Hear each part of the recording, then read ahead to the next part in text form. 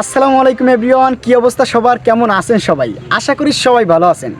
Finally 181 দিন পর আবারও ব্লগ স্টার্ট করতে পারতেছি। এই কারণে মহান রব্বুল আলামিনের দরবারে শুকরিয়া জ্ঞাপন করি, আলহামদুলিল্লাহ। তবে এবছর আমি একটা টার্গেট নিছি, সেটা হলো 2026 সালের ভিতরে আমি 10,000 সাবস্ক্রাইব পূরণ করতে চাই। যদি এটা আমার কাছে খুবই কঠিন, তবে আপনাদের ভালোবাসা পেলে আমি খুব অল্প সময় এটা অতিক্রম করতে পারবো ইনশাল্লাহ। তো আজকে আমরা যাচ্ছি আমার একটি বন্ধুর খামার দেখতে। ও আমাদের রসের সিন্নি খাওয়ার দাওয়াত দিয়েছে।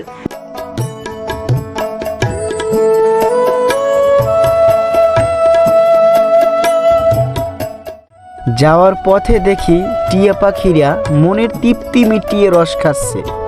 এটা সত্যি অসাধারণ। আলহামদুলিল্লাহ, অবশেষে আমার বন্ধুর বাসায় আসলাম। আর আজকে কিন্তু আমি একা আসি নাই, আমার সাথে আমার একেবারে ছোট্টবেলার কিছু ফ্রেন্ড আছে। প্রথমে ওদের সাথে আমি পরিচয় করাই দিই। এই জায়গায় আবদুল্লাহ আছে, আল মামুন সবাই চিনেন, এবং আবু সাইদ। ওদের সাথে আমি একেবারে ছোটবেলা ক্লাস 1 হইতে 5 পর্যন্ত পড়ছি না। এইমাত্র খামার থেকে আমার বন্ধু আসছে, এই যে রফিকুল, ওদের বাসায় আসছি। এতক্ষণ কি করছো? গরুর দুধ। গরুর দুধ।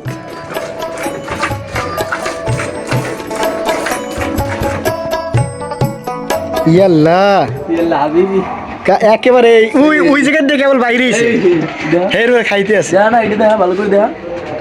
দুধ কাঁচা দুধ কেমন কেমন সাইদ, কেমন? অস্থির, সত্যি মজা। খাই দেখ।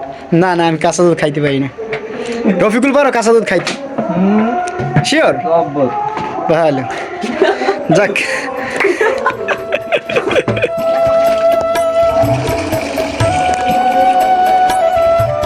লাইফে ফার্স্ট টাইম আসলে একেবারে গরুর কাঁচা দুধ ট্রাই করতেছি।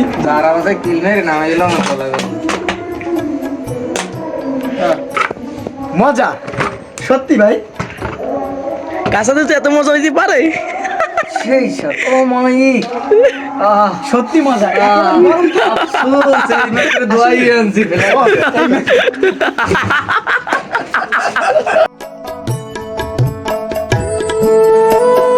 আমরা এখন রসের সিন্নি তৈরি করার প্রস্তুতি নিচ্ছি।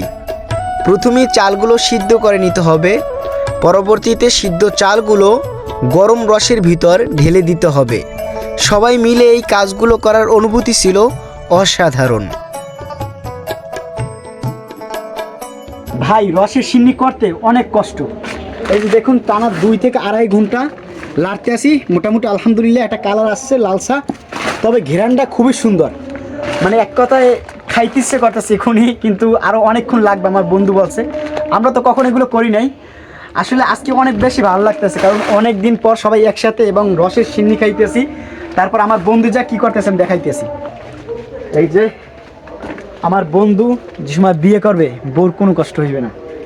এই যে টাটকা ওর গাছ দিয়ে লাউ আনছে, আজকে আমরা লাউ খাবো। এবং আর কি আছে? ও মাই গড, আমাদের জন্য গরুর গোস্তেরও ব্যবস্থা করছে। তো আজকে অনেক মজা হবে, বহুদিন পর সবাই একসাথে খাবো, একসাথে আড্ডা দিব।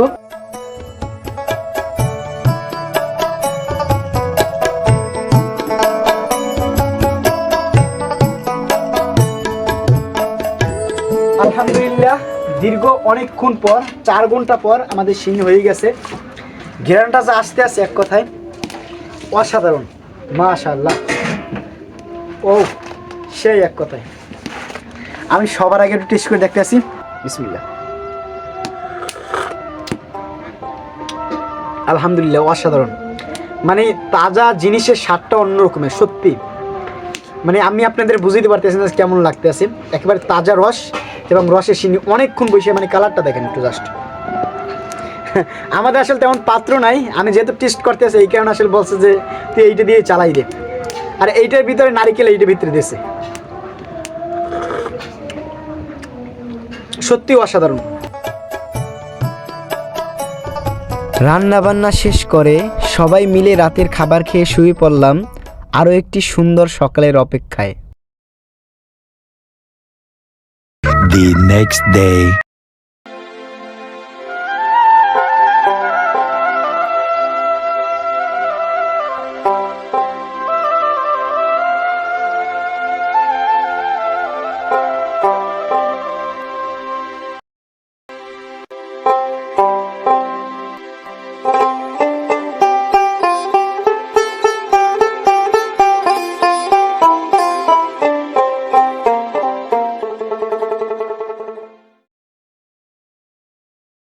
শুভ সকাল। আমরা খুব সকালে চলে আসলাম রস খাইতে। আর আজকে প্রচণ্ড পরিমাণ ঠান্ডা, আর এই ঠান্ডার ভিতরে রস খাইতে আসছি। এইমাত্র আমার বন্ধু এই রসটা নামাইছে, দেখি কেমন লাগে। বিসমিল্লাহ।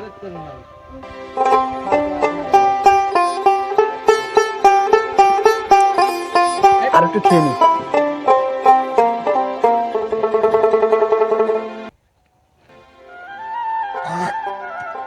আলহামদুলিল্লাহ, খুবই মিষ্টি। আসলে দীর্ঘ 1 বছর পর রস খাওয়া, আর প্রচণ্ড পরিমাণ ঠান্ডা, তো যার কারণে আরও বেশি ভালো লাগতেছে। অনেক দূর থেকে হেঁটে আসছে এই জায়গায়। প্রচণ্ড শীত থাকায় আমার কিছু বন্ধু আসে নাই। সত্যি ওরা একটি সুন্দর সকাল মিস করলো। তবে আমি প্রকৃতিপ্রেমী মানুষ, আমার প্রেম ভালোবাসা সব কিছুই প্রকৃতির সাথে। এত সুন্দর আবহাওয়া, তার সাথে এক হাঁড়ি ঠান্ডা রস, আর কি লাগে।